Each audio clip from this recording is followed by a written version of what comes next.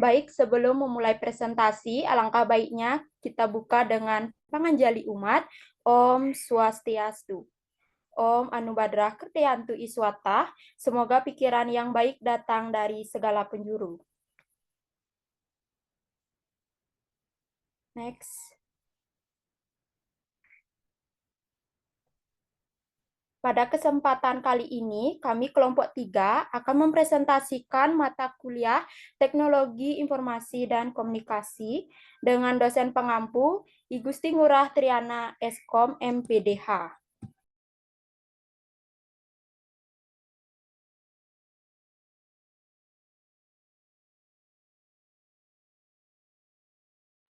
Sebelum memulai presentasi, saya akan memperkenalkan nama-nama dari anggota kelompok 3. Jadi, yang pertama, saya sendiri Nidesa Putu Duari Putri dengan nomor absen 11 sebagai moderator yang akan memandu presentasi kita pada kali ini. Dan ada pemateri kami atas nama Ide Bagus Agung Adiapa Wanagupta, nomor absen 12. Berikutnya Desa Made Ananda Pramesti Dewi, nomor absen 13. Iputu Wahyu Mahendra Bujangga, nomor absen 14. Igede Putu Wirya Artana, nomor absen 15. Dan yang terakhir, Ninyoman Diah Laksmi Sri Dewi. Next.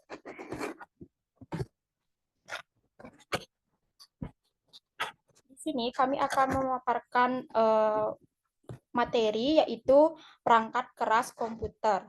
Baik, untuk pemateri pertama atas nama Desa Made Ananda Pramesti Dewi sebagai pemateri pertama, saya persilahkan. Baik, terima kasih moderator atas waktu yang diberikan kepada saya. Di sini saya akan menjelaskan sedikit mengenai definisi komputer atau pengertian dari komputer.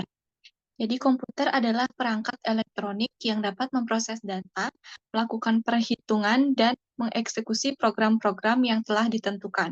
Komputer terdiri dari beberapa komponen yang bekerja secara otomatis, yaitu perintah input, alat pemrosesan, dan peralatan output yang memberikan informasi.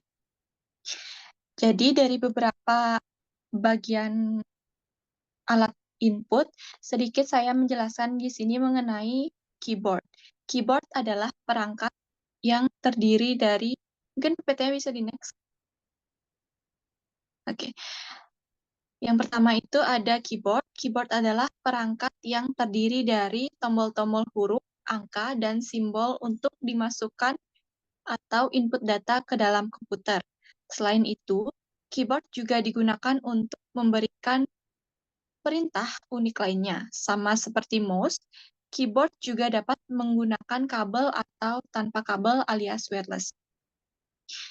Ada beberapa jenis keyboard. Yang pertama itu keyboard Dvorak. Keyboard Dvorak memiliki susunan unik di mana tangan kanan akan bekerja lebih banyak dan dirancang 70% penekanan pada home row. Kemudian yang kedua ada keyboard alfabetik. Keyboard yang susunan hurufnya berurutan sesuai alfabet, namun jarang digunakan karena mempersulit dan memperlambat proses mengetik. Kemudian yang ketiga, keyboard knock and burn merupakan evolusi kesempurnaan dari sebuah keyboard yang memisahkan bagian kanan dan kiri dengan sudut 15 derajat. Dan yang terakhir ada keyboard numbering, jenis keyboard yang digunakan untuk memasukkan bilangan dengan jumlah yang sangat besar. Kemudian bagian output yang kedua ada mouse. Mouse merupakan sebuah perangkat input atau masukan yang bekerja untuk mengarahkan kursor dan memberikan perintah. Mouse bekerja dengan menggerakkan sebuah tanda panah bernama kursor yang ada di dalam layar komputer. Mouse itu sendiri ada bermacam-macam jenisnya, mulai dari yang menggunakan kabel panjang hingga yang wireless atau tanpa kabel. Selain itu, bentuk fisiknya juga beragam, ada yang kecil dan ada pula yang seperti mouse khusus untuk gamer. Biasanya, di dalam sebuah mouse terdapat bola kecil yang berfungsi untuk menangkap pergerakan mouse dan terhubung dengan CPU melalui sinyal. Itu sedikit penjelasan dari saya. Untuk selanjutnya, saya kembalikan ke moderator. Terima kasih. Baik, terima kasih pemapar materi yang sangat luar biasa sekali. Berikutnya untuk pemateri kedua, yaitu Ide Bagus Agung Adiapa Wanagupta. Sebagai pemateri kedua, saya persilakan. Baik, terima kasih saya ucapkan kepada moderator yang telah memberikan waktunya kepada saya. Di sini saya akan menjelaskan atau memaparkan materi mengenai kamera digital. Nah, jadi kamera digital merupakan perangkat elektronik yang digunakan dalam merekam gambar dan video dalam format digital. Nah, salah satunya yaitu dengan menggunakan webcam di dalam laptop maupun komputer. Nah, webcam ini atau web kamera adalah hardware yang berbentuk kamera digital dan dihubungkan ke komputer maupun laptop. Tidak hanya berfungsi untuk mengambil gambar atau merekam video saja, webcam juga melakukan lebih dari kamera digital biasa. Nah, selanjutnya ada di sini scanner. Scanner adalah alat yang berfungsi untuk memindai dokumen fisik atau gambar menjadi format digital. Scanner juga merupakan perangkat keras yang berfungsi untuk memindai dokumen fisik maupun format digital, yaitu scanner bekerja dengan cara melewatkan gelombang elektronik melalui suatu objek untuk menghasilkan gambar atau teks yang ada di dalamnya. Hasil pemilihan ini kemudian disimpan sebagai file digital di komputer. Scanner juga dapat digunakan untuk memindai berbagai jenis dokumen seperti gambar, foto, dokumen teks, dan lembaran catatan. PPT-nya bisa di next.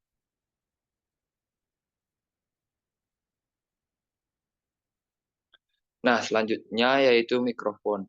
Mikrofon merupakan perangkat yang berfungsi sebagai penangkap suara dengan kemampuan mengubah gelombang suara menjadi sinyal listrik. Nah, perangkat ini bekerja dengan menangkap getaran suara dari udara, kemudian mengubahnya menjadi sinyal yang dapat diolah oleh berbagai perangkat elektronik seperti komputer, smartphone, sistem PA, atau alat rekaman yang lainnya. Baik, sekian dari pemaparan materi dari saya. Untuk waktu dan tempat, saya persilakan kepada moderator. Terima kasih. Baik, terima kasih pemateri kedua. Pemapar materi yang sangat luar biasa sekali. Berikutnya untuk pemateri ketiga atas nama IGD Putu Wirya Artana. Sebagai pemateri ketiga, saya persilakan.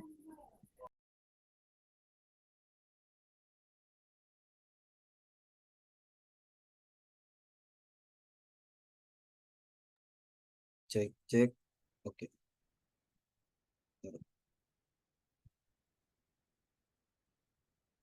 Baik, terima kasih atas waktu yang diberikan. Jadi di sini saya akan memaparkan apa itu prosesor. Prosesor adalah otak sentral dari sebuah komputer.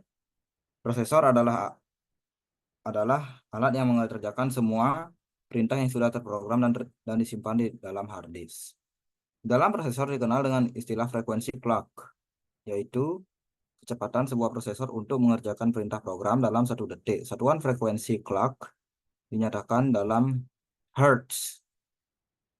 Contoh sebuah prosesor Intel Intel Pentium 4 dengan frekuensi clock 2 GHz mampu mengerjakan 2 miliar perintah dalam 1 detik.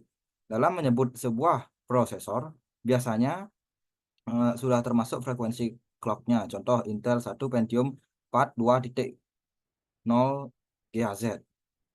Merek prosesor yang terkenal adalah Intel dan AMD.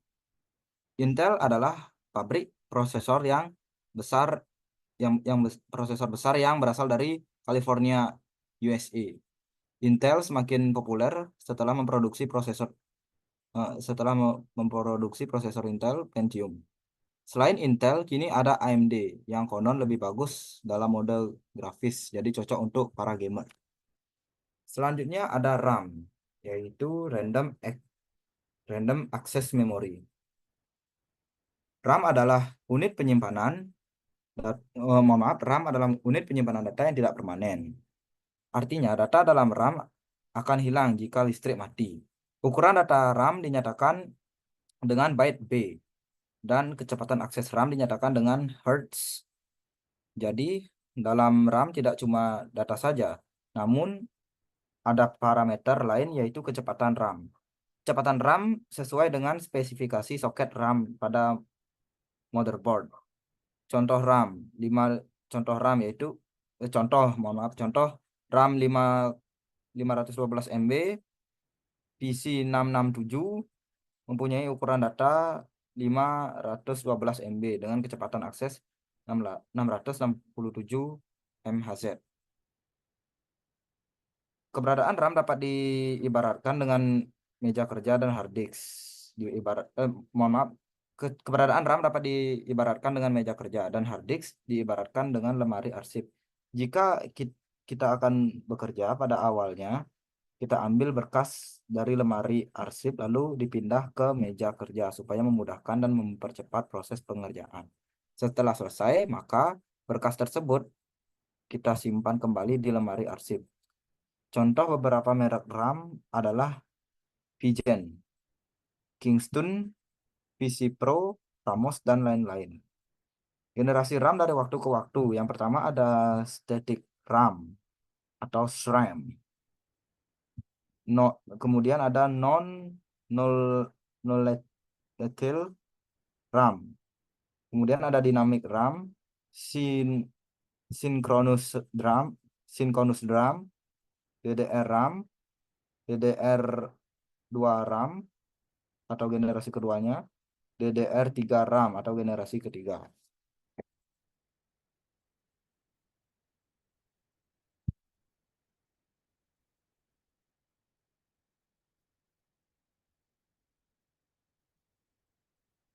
Baik, selanjutnya ada ROM ya, Read Only Memory. Yang dimana Read Only Memory merupakan tipe memori yang hanya dapat dibaca dan tidak bisa ditulis. Dalam menyimpan dan menjaga kebutuhan data ROM, tidak memerlukan listrik dalam penggunaannya.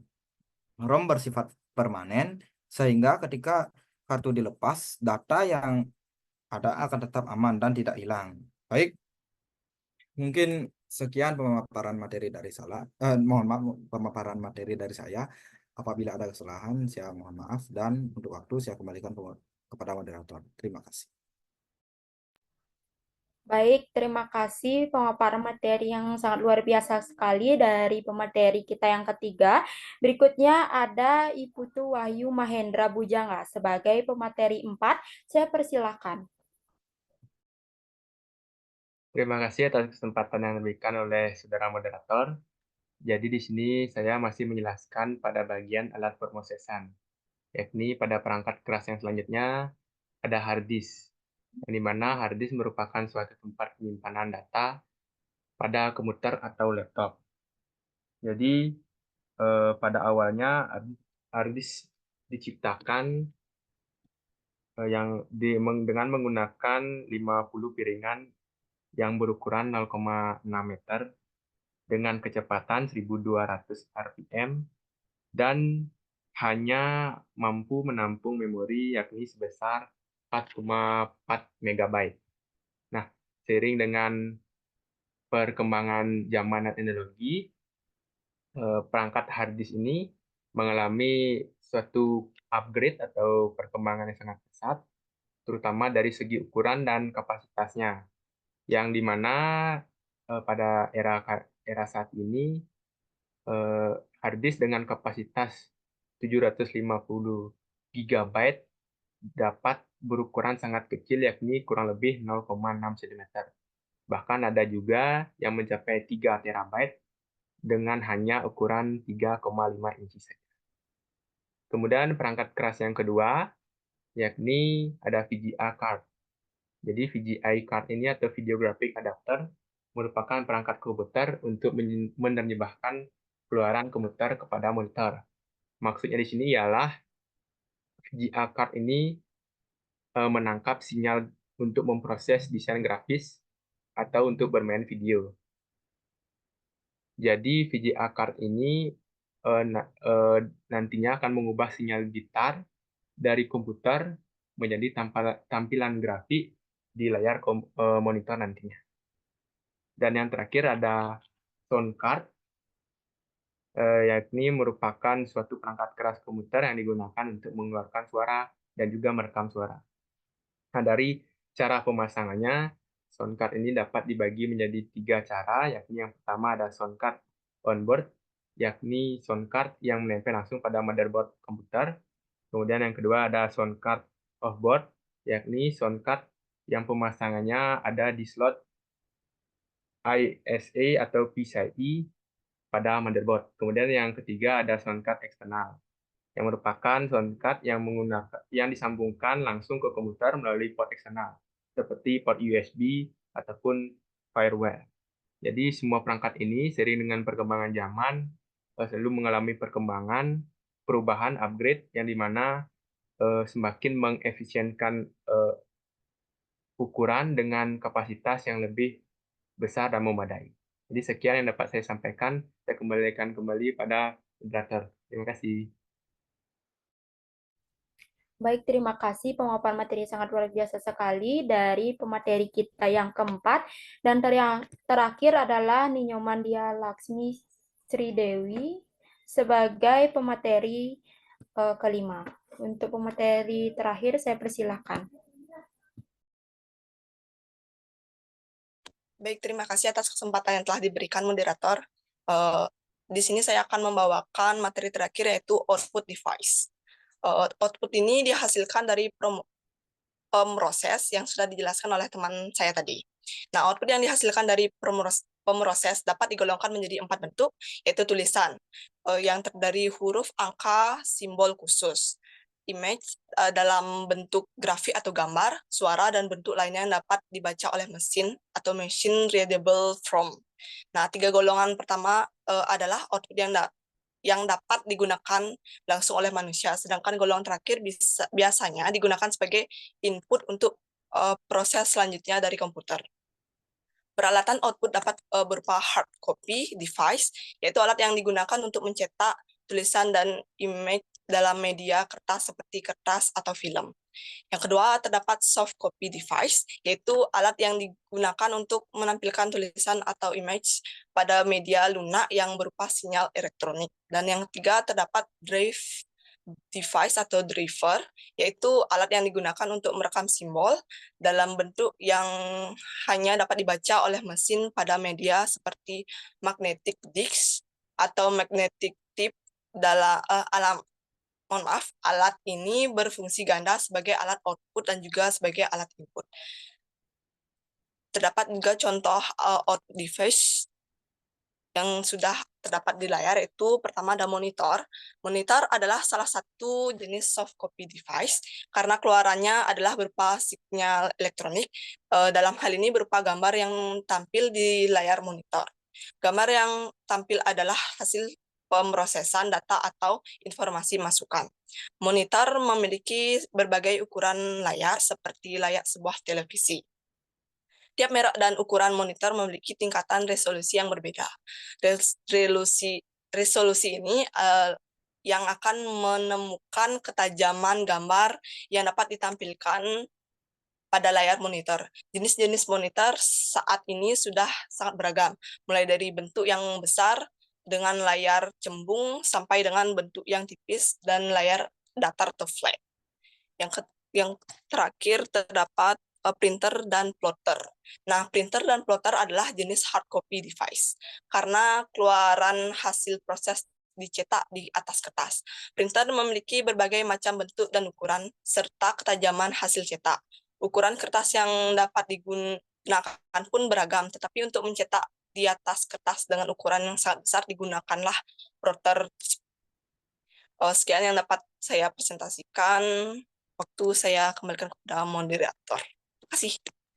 Baik, terima kasih pemaparan materi yang kelima sangat luar biasa sekali. Jadi di sini saya akan membacakan kesimpulan, yaitu komputer adalah perangkat elektronik yang berfungsi memproses data, melakukan perhitungan dan menjalankan program. Komponen utama terdiri dari perangkat input, pemrosesan, dan output. Perangkat input seperti keyboard, mouse, kamera digital, signer, dan mikrofon digunakan untuk memasukkan data dan perintah ke komputer dalam bentuk teks, navigasi, gambar, video, dan suara. Data yang masuk kemudian diproses oleh perangkat seperti hard disks, VGA, dan sound card, di mana hard disk menyimpan data, VGA mengelola tampilan visual, dan sounds card menangani input serta output suara. Hasil pemrosesan ditampilkan melalui perangkat output, baik dalam bentuk visual di monitor maupun cetakan fisik dari printer dan plotter.